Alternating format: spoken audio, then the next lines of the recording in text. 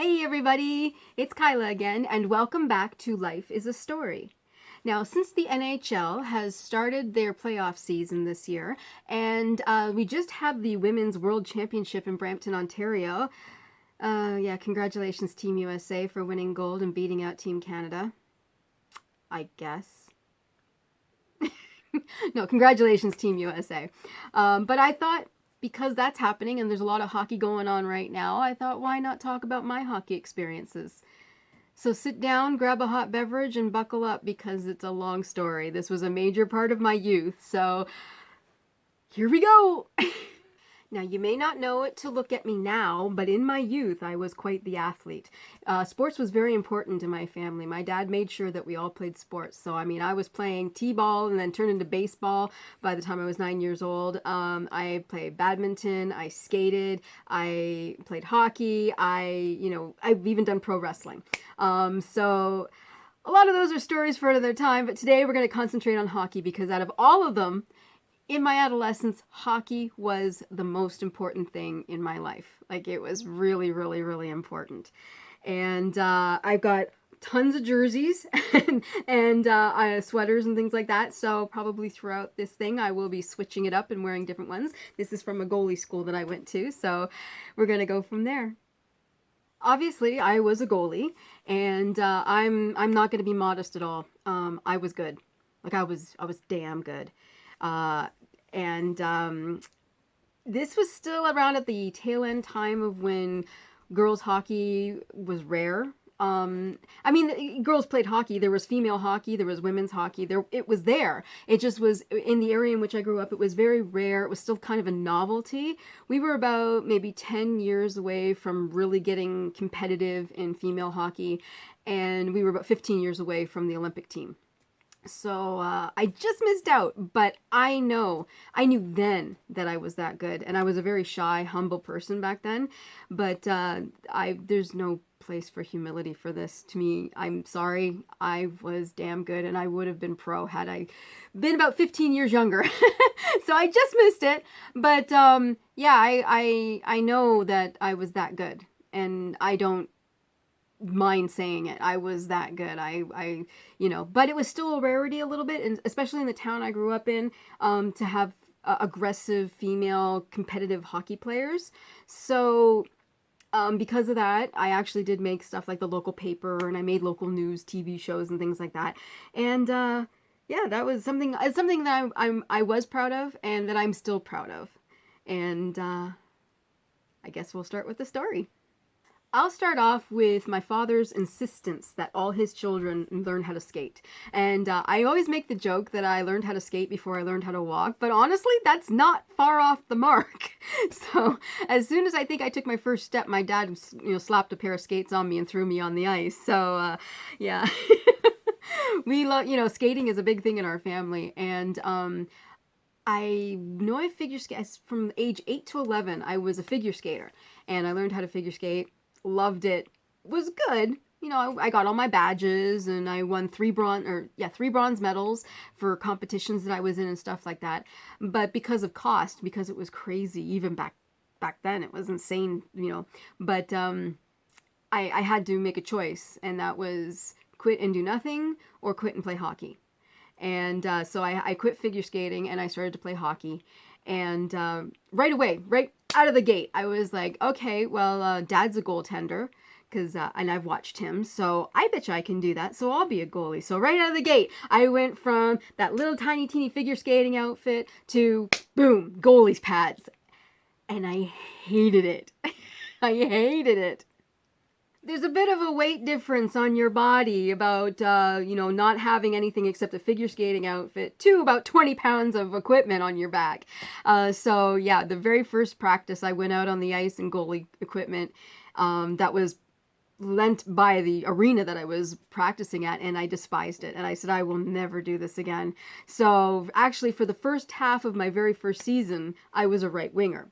Not many people know that. Everybody just associates me as a goaltender. But for half a season, when I was 11 years old, I was a right winger. So I continued with right wing. I was worried that I wasn't going to enjoy it at all. And I wanted to make my dad happy. And I was kind of, I don't know, going from no equipment to all this equipment. I was really nervous that I wasn't going to enjoy wearing all this bulky padding and everything. But as the season went on, I was enjoying myself. I mean, I was not fantastic as a forward, but I wasn't bad. I mean, this was my very first season, right? You can only get better, right? Right? But so I'd say halfway through the season, the coach came in while we were dressing for a game, and he was in a panic. And he was like, for whatever reason, the goalie can't make it tonight. So he's like, can anybody please put on the pads and play goal for just for tonight?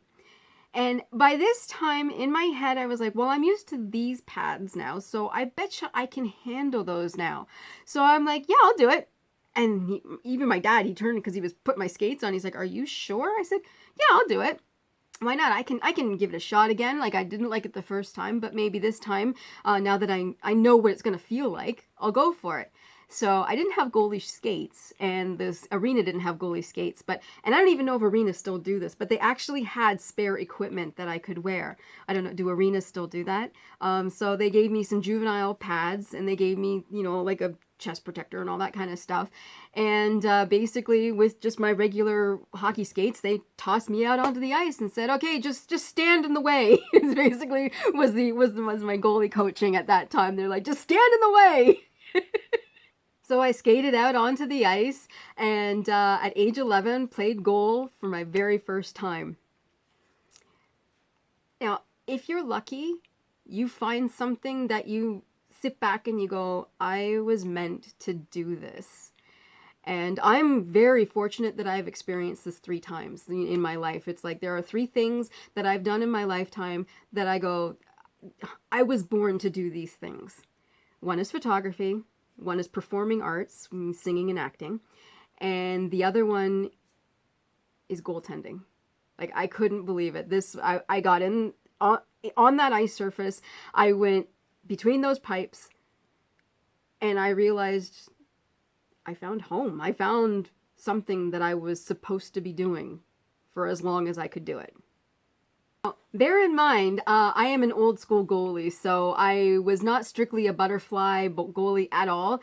I learned from people that I thought were brilliant, and my dad being one of them. And I remember distinctly in this game, because I would watch my father play, and someone would take a shot at me, and I remember my brain literally thinking, I've seen Dad do this, and boom, I made a kick save. And people were like, what? And then there was, even once in that game, I made a stack pad save. Now, if you don't know what a stack pad save is, because this is very old school, it's if basically, it's a desperation move on the goalie's part where you basically slide on your side and you stack the goal pads one on top of each other. It comes, the one leg goes up and then comes down, and you've stacked the pads together like that. And I could hear the audience or the crowd. They were literally shocked that I was making these stops. And Dad was in the crowd, and he said people were saying to him, this is the first time she's been in net ever? And he's like, yeah, she's never played before in goalie. And they're like, oh my God, like people were stunned that this little girl out there was playing goalie for the very first time and making saves like this. And not only did it get the audience members excited, and it got me excited, it got my father excited. And I'm a daddy's girl. I wanted to please my dad. And my dad immediately decided, yeah, this is what she's going to do. And we're going to make sure she does it. Within 5 minutes after coming home and walking into the house, my dad took me downstairs to a bookshelf, and he pulled a book off the shelf, and it was a goaltender from the Montreal Canadiens named Jacques Plante. And he's famous for normalizing wearing a mask for goalies. And goalies didn't normally wear masks back then. But he got hit in the face and went, "This is stupid. I'm putting a mask on." So he's known for that, but he was also a very famous goaltender. And he wrote a book on techniques and how to play goal. And he's like, "Read this." So I'm like, okay. So I read the book, and within, I'd say, a year after that, I was taking weekend courses at Jim Park's goalie school. He would come on the weekends during hockey season at the local arena, and I would learn from him. And then it wasn't long before he had a goalie school in the summertime at another local arena, and it was like literally just a week of intense training. Now, I don't know if Jim Park still has his school running. It's been a long running school. Jim Park was in a professional league at the time called the WHA, which was World Hockey Association, and he played for a team called the Indianapolis Racers. And he was also on the AHL team for the New York Islanders. Wow, that was a mouthful. For the New York Islanders. So the man knew his stuff. And I can honestly say that everything that I learned came from my father and from Jim Park School. He was amazing. He was an amazing teacher, and I absolutely loved him. And I had a natural affinity for goal. And everybody knew it, and I wanted to get better, and I wanted to play more aggressive hockey, and I wanted to play more competitive hockey. And the caliber for where I was living, it wasn't quite there, So I was like, how do I get better? My dad's like, "We got to get you into a better team. So we're going to have you try out for the boys team, the boys rep team." No, it wasn't just like their house league team. He had me trying out for the boys rep team. Now, I mean, girls have been playing on boys hockey teams for decades. I'm not the first one. And I know I'm not the last. I mean, so it's not like that was a big deal so much, but in the area in which I lived, it was still considered rare. And I was trying out for a very popular, successful boys rep team in the area, and I was going against two of the best goalies in the league ever. And I was holding my own, which apparently is still a novelty at that time. So they were like, "Okay, we're going to get local newspapers, and we're going to get this paper." And so I was like, all of a sudden I was kind of being featured a little bit in newspapers, and I was on like television shows and things like that. And it was just like a feature of like, this little 14-year-old is trying out for like boys hockey teams and boys rep, and everybody was very nice. Everybody was like, "Oh yeah, she's doing really good." And she's, I think the coach was saying, like, she's got her work cut out for her, but she's really aggressive at it and things like that. Jim Park even was interviewed for one interview, or for one newspaper, and said, I don't think, I never considered it sexist. Maybe it would be now, but basically he said, if you saw her out there competing against other hockey players and you didn't know she was a girl, you wouldn't know. And I don't think it's a sexist comment, but maybe it is now. I don't know. But I took it as a compliment that the Jim Park, my teacher, thought this about me, and I was like, oh. But it was kind of a double-edged sword. I was very proud of myself. I was proud of what I was achieving. I was proud that I was getting women's hockey out there, because, like I said, in the area I was in, it was still considered strange or rare or like novelty that girls play hockey. But yeah, it kind of, there was jealousy on some of the parts of some of the other girls that I was playing hockey with. Not the boys, actually. The ones that treated me the best were the two other goalies that I was competing against for a position on their team. They treated me great. I don't know if maybe they figured, she's not getting in, so we'll just be nice to her anyway.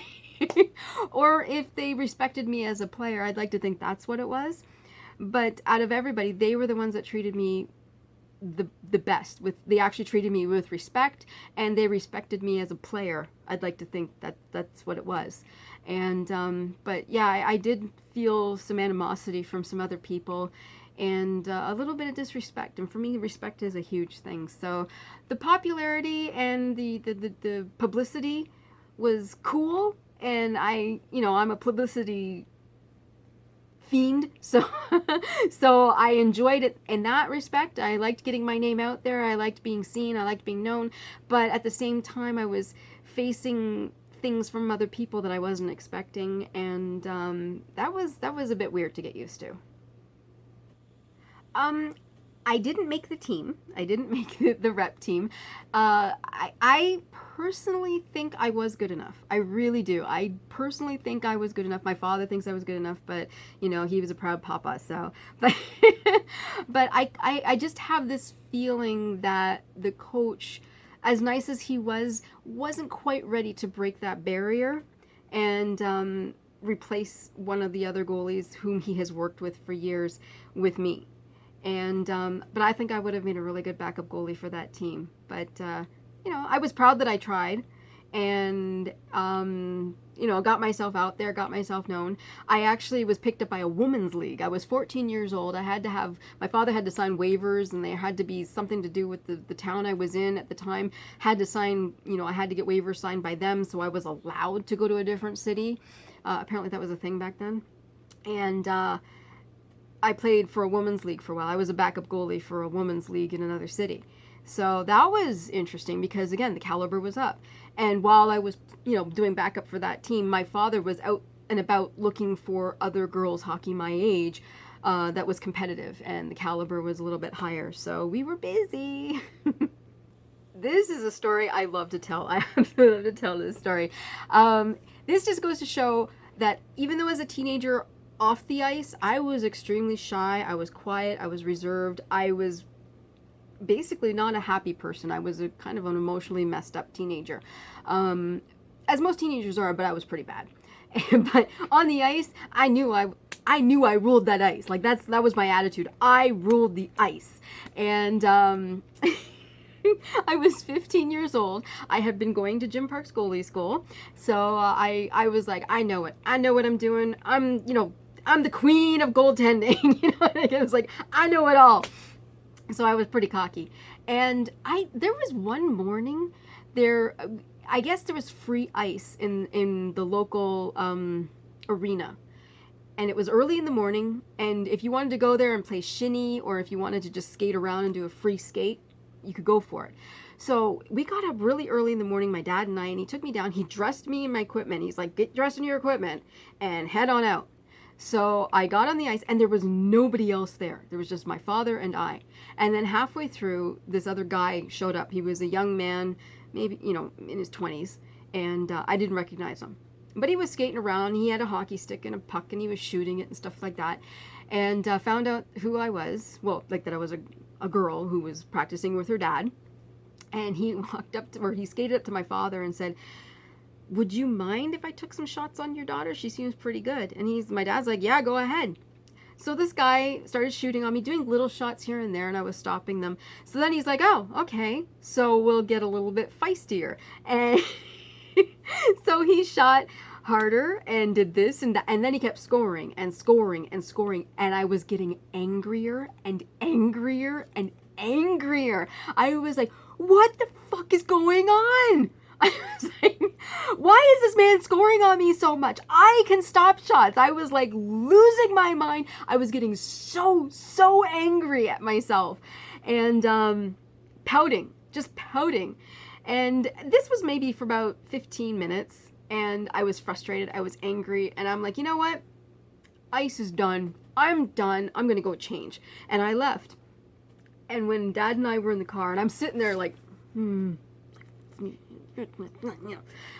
my dad was like, I talked to him afterwards, and he said, don't worry. And I cannot remember this man's name, and this is what pisses me off, is that I can't remember his name to tell you who this was. But my dad was like, he told me to tell you not to get too upset because he plays in the NHL.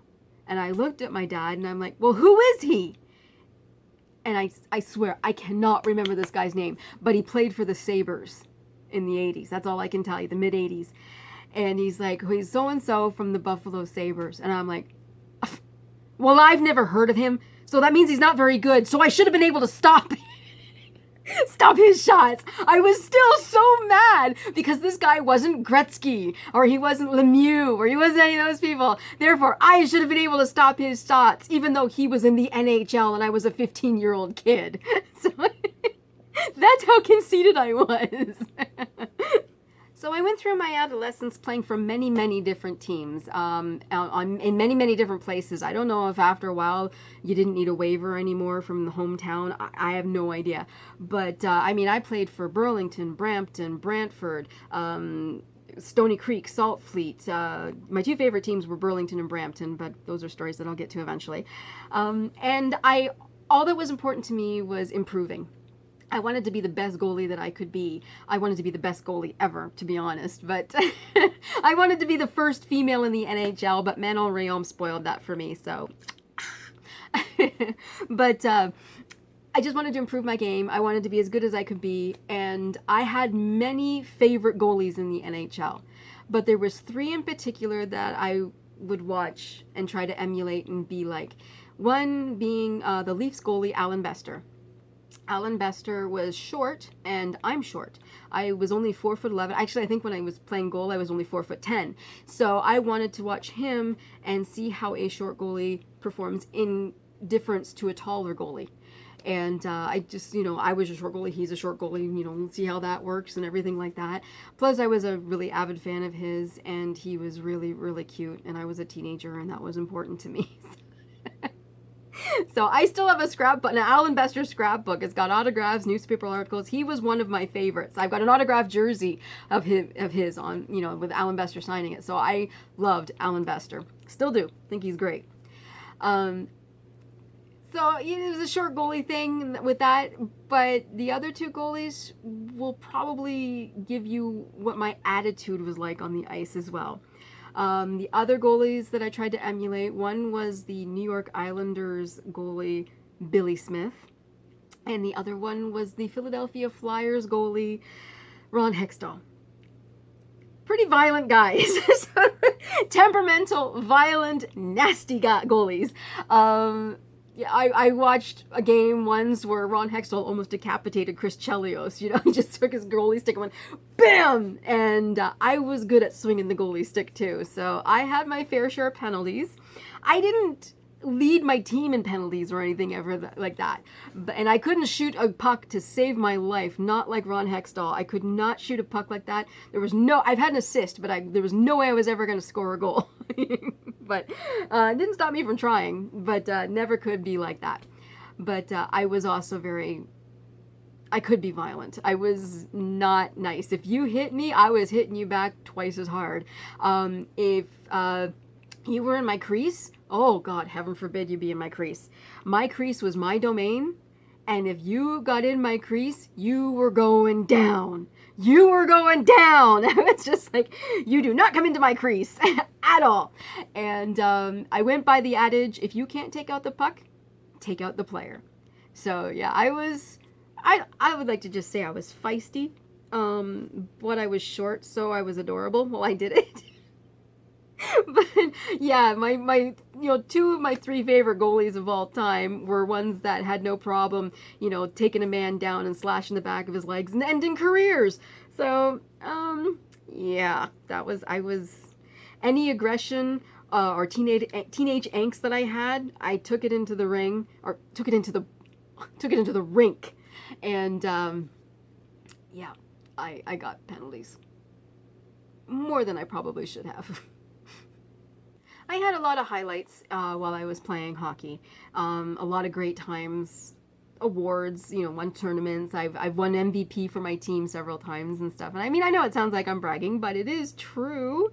And, I'm proud of that, so I don't mind saying it. But I'd have to say the highlight of my adolescence for hockey was the Winter Games, the Ontario Winter Games in 1988. It was a tournament, obviously, for the best in Ontario, in North Bay, Ontario, And right now my triumph is that I fit back into this sweater. So I'm like, yay! This was a sweater for the All Ontarios. Yeah, so in North Bay. And I've kept it all these years, even when I didn't fit into it, because I'm very proud of this tournament. Mainly because, I mean, aside from the fact that it was a lot of fun, I got to travel to North Bay, which I'd never been to before, had a good time with my teammates, but we weren't supposed to win. We weren't supposed to win anything. We were supposed to come in last because we were literally called a ragtag team. I don't know who thought this up or whatever, but I was playing in Burlington, and the coach of that team got together with my dad and decided that we should compile a team and head out for this tournament in North Bay for the All Ontarios. And it was like, oh, okay. So there wasn't enough players for this tournament to get to where we needed to be with the team we had. So we started recruiting people from other teams. So that's why they called us a ragtag team. It was literally 2 to 3 weeks before the tournament started, the team was assembled.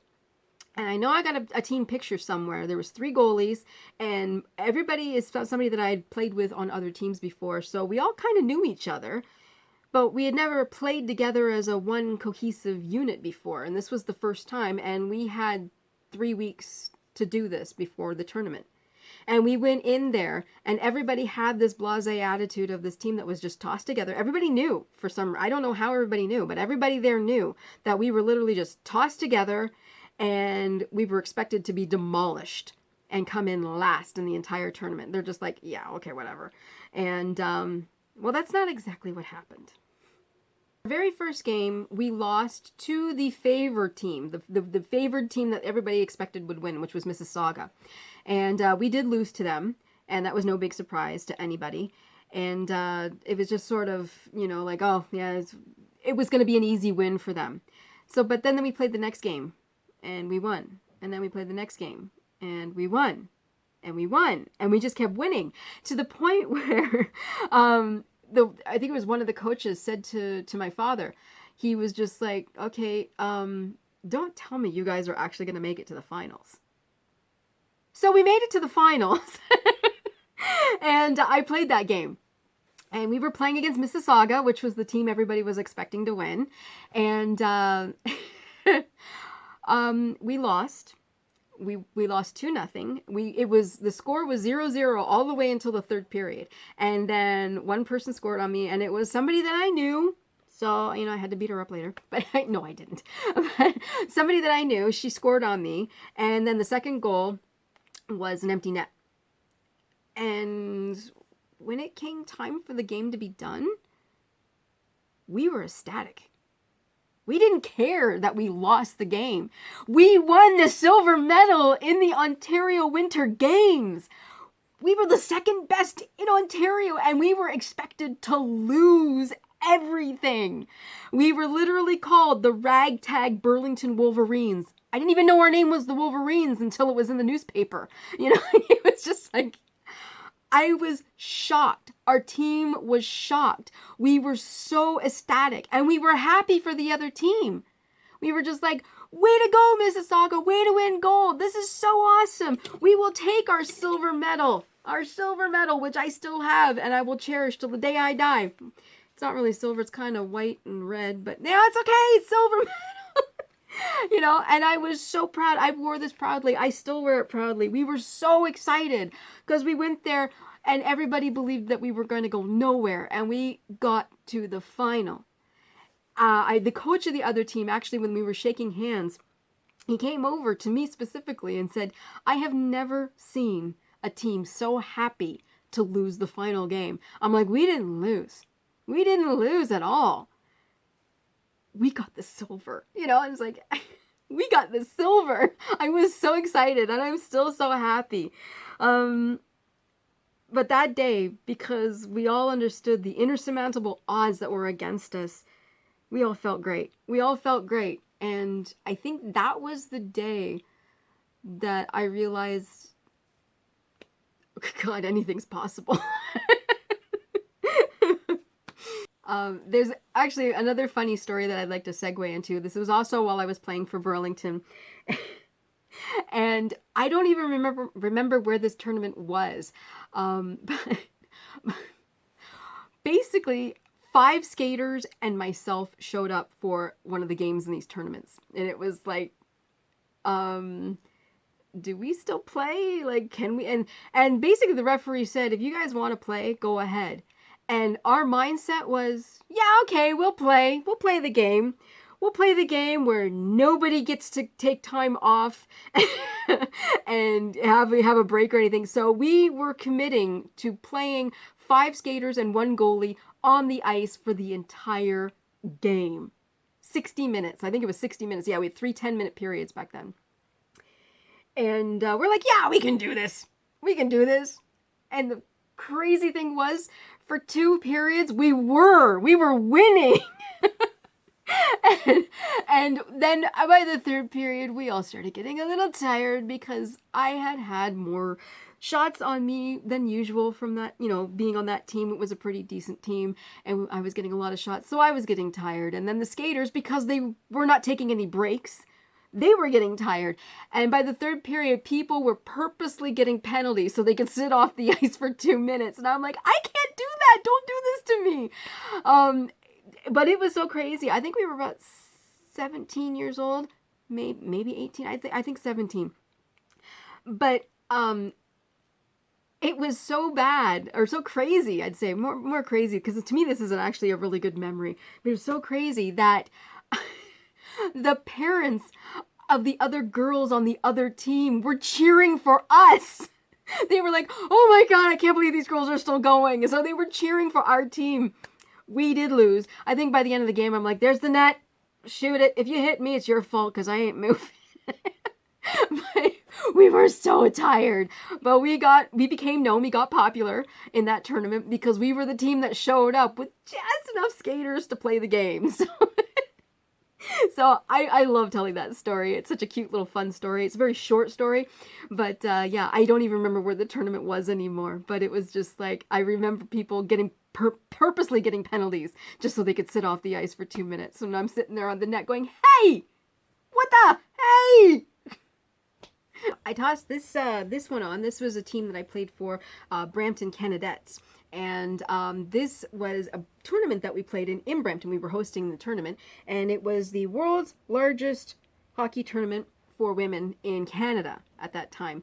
And why I did that is because this year, the tournament for the Women's World Hockey Championship was in Brampton. So Brampton has been a serious hockey town for women for a very, very long time. As you can see, this tournament was 1992. I'm so old, but so yeah, I just wanted to point it out. I'll turn around and show you the back, maybe if I can. It just got my name on it, and I'm all so I don't know. I don't even know if you saw that, but yeah. So I played in the tournament as a Brampton Canadette, and was very proud of that team. I have to say that was my last season of serious competitive hockey.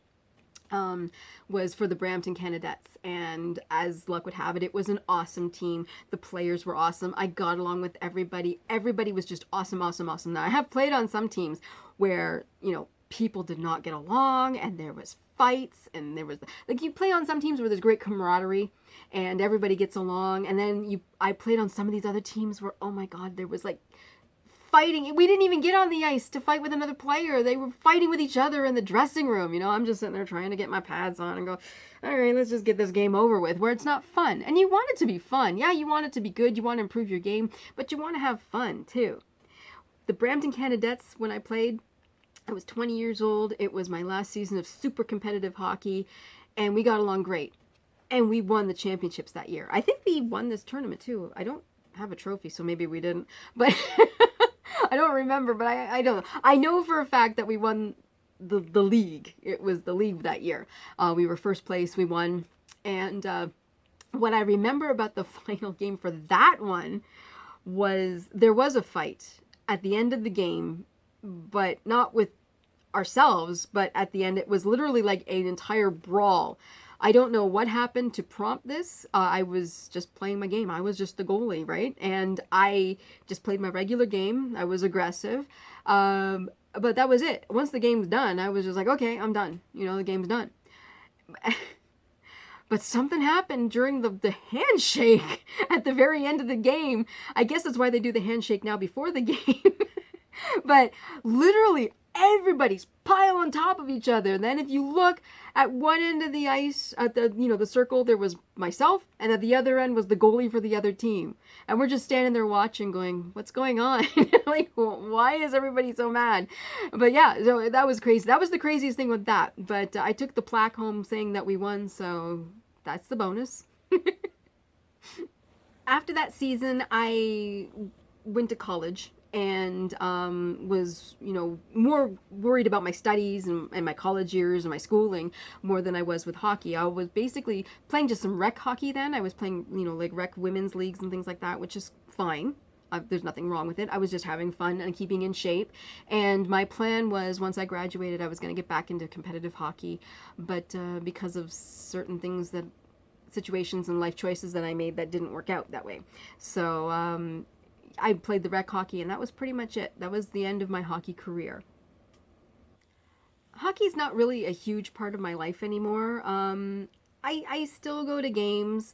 I'll watch, like the NHL playoffs on TV. I watched some of the women's championship games, for the Worlds.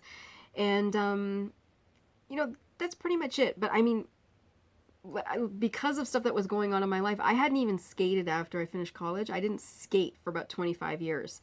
So my brother finally got me a pair of skates and threw me out on the ice at 2019. And I like to go skating now. So that's the best I can do, is just skate. And I skate in a circle, and I'm so proud of myself that I'm skating in a circle. But I'll still watch the occasional playoff hockey game for the NHL. I still have my favorite teams. My favorite team didn't make it into the playoffs this year, but shh. When I go to a live event, the smell of the rink still brings back memories. I love the smell of an arena. And I'm not talking the sweaty part. I'm talking about the smell that emanates from the rink itself. There's I don't know if it's like an ammonia or a peroxide. There's something in the ice that puts out this odor that is very pleasing to me. And I think it's because it makes me think of my days as a hockey player, which was so important to me in my younger years. And, but as a whole, I can't see myself ever playing hockey again, or even attempting to play hockey again. I'm sure there's some senior women's rec league out there somewhere, but there's no way in hell I would play anymore, simply for the fact that my knees couldn't take it. I know that I would probably go down for a butterfly, and I'd be like, I can't get back up. I can't get back up. The arthritis in my knees is so bad. I go down, and I'd be like, hold on, let's blow the whistle, because now I'm down. Okay. Ah. All right, I'm good to go now. Let's go. But yeah, so I'm very, very proud of my hockey days, but they're done. So I just enjoy the game visually now by watching it, and I have fun that way, and I don't miss it. I enjoy my life as it is now. So yeah. I remember a few years ago, I think it was the last Olympics, the last Winter Olympics. My dad and I were watching Team Canada's women's hockey, and I guess my dad was feeling nostalgic that day. I don't know. Because of him, I learned how to skate. I got into sports. He coached several of my teams. He drove me all over the province to play games. He drove me to the States to play games, for crying out loud. He watched me win. He watched me fail. He watched me grow as an athlete and as a person. And he did this all for me in a time when competitive girls hockey still was not popular. And he suddenly turned to me and asked, he's like, are you upset that you never had the opportunity to compete at this level? Because you would have made it, And I did pause and think about that. And I'd be lying if I said that, I wouldn't have wanted to do that. Of course I would. Who wouldn't want to be in the Olympics, right? But I'm not bitter. I was born 10 years too soon. And there's nothing I can do about that. So what's the point of getting upset on something that I can't change and never could have changed? So I just sort of looked at my dad and was like, no, I'd like to think that I was, oh, I wrote it down here. It was like, not actually, I feel proud. I'd like to think that I'm one of many girls over the decades who helped pave the way for women's hockey to reach the level it is now. And that's not bullshit. That's the honest truth. Like I'm not saying it's all because of me. It's all because I made the local newspaper that women's hockey is now at an Olympic level. I'm not saying that at all. But I'd like to say that I'm a little chunk of history kind of propped into girls hockey that helped girls become professional hockey players. I'd like to think that I had a little bit of a hand in that, and a little bit of an influence, and paved the way so that the doors could be open for women today. And that makes me proud. Maybe I've mellowed in my old age, but yeah, that makes me proud. It doesn't make me jealous, doesn't make me upset. I see no point in getting upset over something like that. I did what I did. I'm proud of what I did. I still have, like memorabilia from that time period. I have a lot of jerseys that I didn't show. Yeah, that's my story of hockey. I have so many hockey stories, but those are the big ones for me. And I'd like to think that that was my little contribution to history.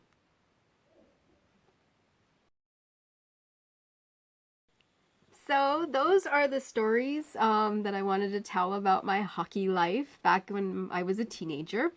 It was a lot of fun, and I have a lot of really good memories about that time with being on the ice and stopping all those pucks. And yeah, it was fun.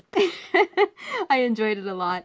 And I hope you enjoyed listening to them. I enjoyed going through the memories and going through my memorabilia. I have a lot of other things too. And yeah, it was a good time. And I'm proud of the achievements that I made. And it's just one more story that I can write down in my little diary of life stories. So just remember, you hold the pen to write the most amazing life story. Don't let that pen run out of ink. I'll see you again very, very soon. Be sure to subscribe to this channel and press that like button if you liked it. And be sure to subscribe to my other channels as well. Links are below. Thank you very much. Bye, everybody. I'll see you again soon.